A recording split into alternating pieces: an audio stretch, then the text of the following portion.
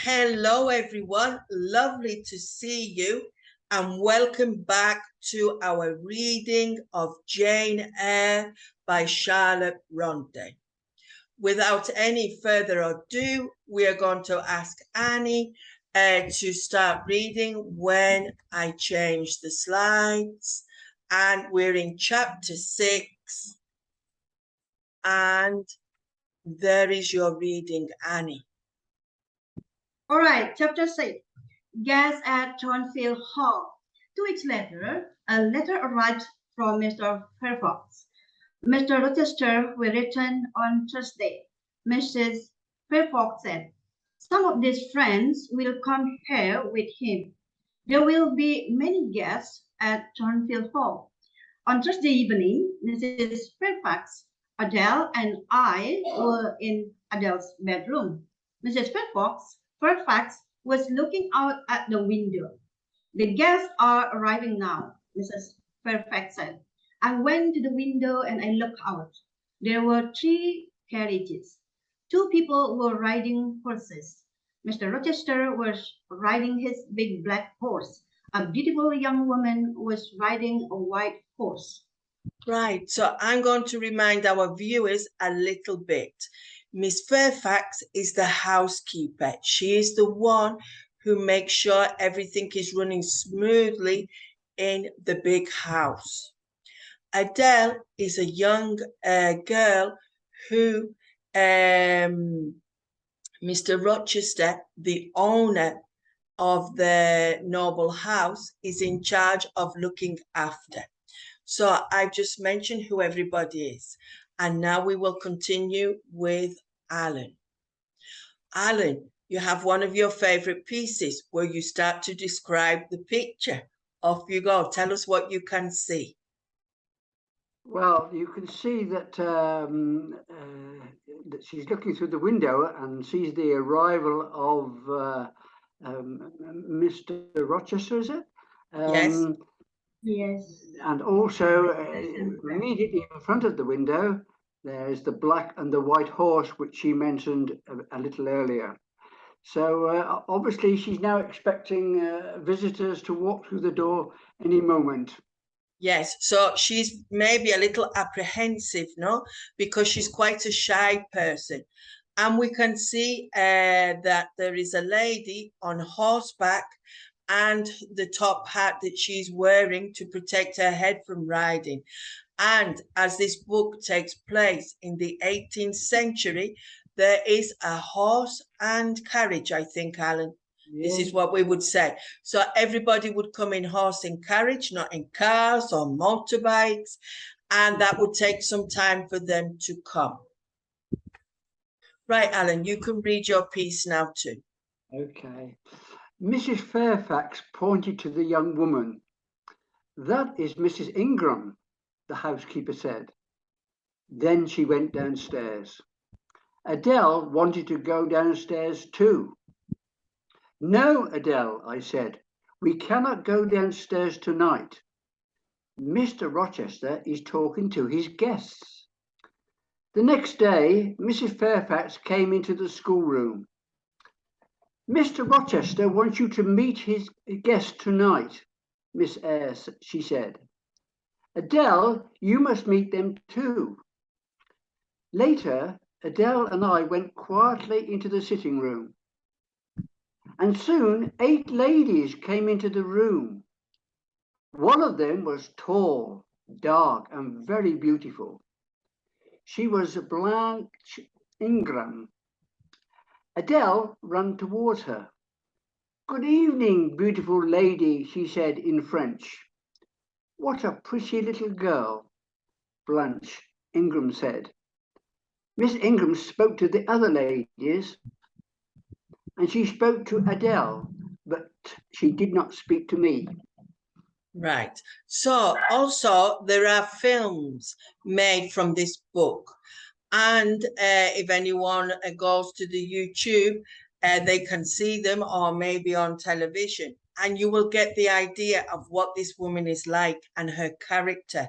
Because from a book, we're not really getting the idea. But I think she's quite dry. Okay. So Nieves, Can you start to read this now? Thank you. Yes. Half an hour later, the gentleman came into the room. I looked at Mr. Rochester. He saw me, but he did not speak to me. Miss Ingram pointed at Adele.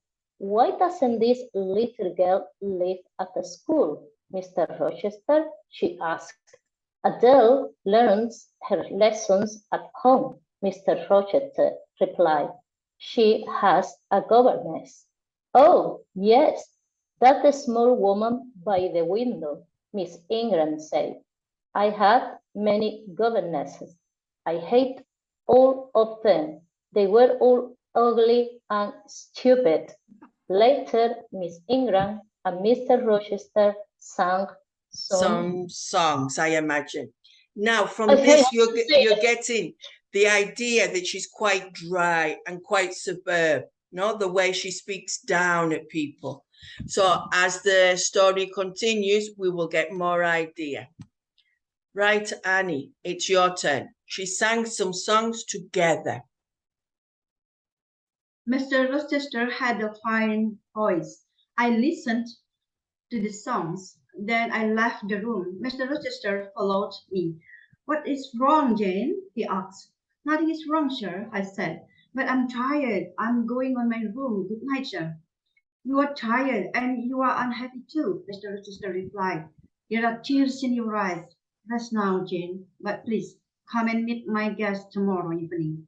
Don't forget, Jane. Right, so you can imagine, if we have read the chapters from before, we know that Jane is in love with Mr. Rochester. So seeing this other fine woman there, maybe her heart is hurting. Helen, it's you again with the picture. Yes. Well, you can see that Jane, you can see the tears beginning to fall from her eyes because she feels that she's been not let down, but left out. And I can see that Mr. Rochester is right behind her, thinking, you know, I should have invited her, really. And I'm sure he's going to put his hands on her shoulders any minute. Yeah. So I think from this picture, they're trying to show that he's quite handsome, maybe, with his moustache, the hair, the way he's dressed. And he's trying to console maybe Jane a little bit, but he's remembering also he is the lord of the manor, the noble house, and she is a simple governess. Right, off you go, Helen. The guests stayed at Thornfield Hall for 2 weeks. Every evening, I went into the sitting room with Adele. Nobody spoke to me. Mr. Rochester and Miss Ingram were always together. One afternoon, Mr. Rochester went to Millcote. He returned later in the evening. I met him at the front door. Another guest has arrived, sir, I told him. His name is Mr. Mason. He has come from the West Indies. Suddenly, Mr. Rochester's face was pale. He held my hand tightly. Mason, the West Indies. Mason, he said. Are you ill, sir? I asked. Jane, my little friend, I've had a shock, he said. Bring me a glass of wine, please. So we've got a new character that's just come into the story, and we're getting a feeling that this character isn't very welcome by Mr. Rochester because he's in such a shock. Right, Nieves. I went quickly to the dining room. I returned with a glass of wine and gave it to Mr. Rochester. What are my guests doing? He asked. They are eating and laughing, sir, I replied. Mr. Mason is talking to the other guests. One day they will all hate me, Mr. Rochester said. Now go into the dining room again. Tell Mason to meet me in the library. I gave Mr. Mason the message. Then I went to my bedroom. I got into my bed.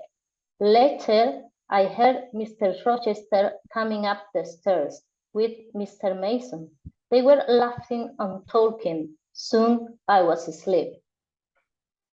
Right. So as you can see, we have finished for today. So we've done now chapter 6. So let's say goodbye to everybody and we'll see them next week for the next chapter. Bye.